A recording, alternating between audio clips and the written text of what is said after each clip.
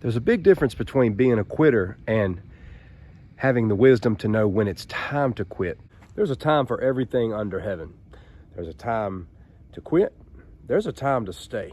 What I'm hoping to do is provide you the steps that you should take in your thought process when making this decision.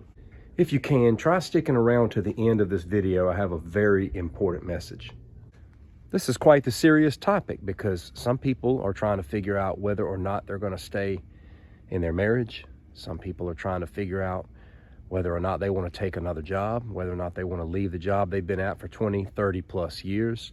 It's a lot of big decisions that we have to make in life, and we have to make sure that we are careful with that. Some of the best advice I ever received in life was, it's better to want something you don't have than to have something you don't want. And a great deal of our lives is built on the decisions that we make. One day I read a startling quote, and it said, "Do you remember the one who gave up? ?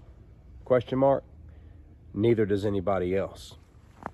It's a powerful quote indeed, especially when we're talking about people who never finish anything, when we're talking about people who give up too easily, who make the decision to quit in a bad way. And let's face it, some people are just quitters. They don't ever finish what they start. They're always starting a new job. They're always looking for a new church. They're always looking for new opportunities. They don't get grounded, rooted, or planted anywhere in anything. But this video is not so much about that as much as it is making sure that we've gone through the proper steps in our thinking before coming to the decision to give something up.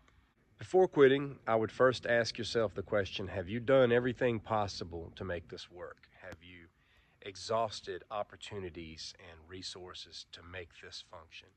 Did you give it your all? Have you tried everything? Do you feel like there's anything else you can do to make this work? This is a loaded question, and we've got to be willing to answer it honestly. We can't just say, yeah, I've tried everything.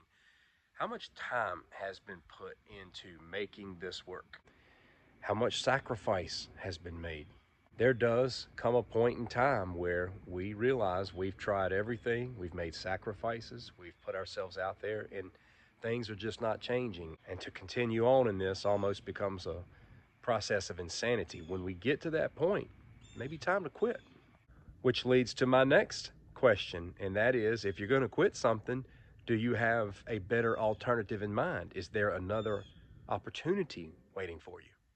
I'm not just talking about running from one person to the next or running from one job to the next, but do you have a legit plan? Is there a legit next phase for you if you quit?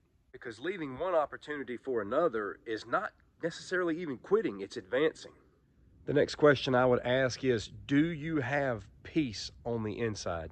Do you have peace in your gut about this? Or are you just quitting because you're in a bad phase or a bad season in your life? I personally don't like to make big decisions about my future when I'm in a temporary battle. We've got to be very careful about the decisions that we make when we're in a dark season that could be only temporary. A lot of people make long-term decisions during short-term battles, and that can come back to bite them over time. People who are quitters, who have a quitter personality, rarely have peace about quitting. A lot of times they're just responding to something in a negative way, and that's a consistent thing in their life. Another question to ask is quitting this thing going to help you or hurt you? Is it going to hurt you and your family, or is it going to help you? Some people are only interested in having their way in the moment, but hours later, they're like, man, what did I do?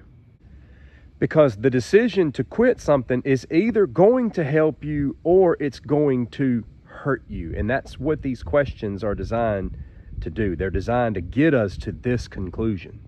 I did this video on this snowy day because there's just something fresh and clean about that new snowfall that comes down, and it's possible that there's new opportunities waiting for you.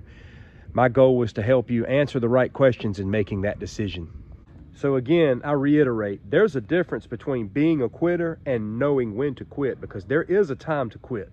But if we quit the right way, it turns into an advancement and a transcendence. Although this video primarily applies to things like relationships, organizations, companies we work for, churches, whatever the case may be, There's also a lot more to think about in this arena, such as day-to-day habits we need to quit and day-to-day habits we need to acquire. I may be going deeper here than I need to, but I feel in my gut that I need to, because there may be somebody watching this video who's in a much bigger dilemma.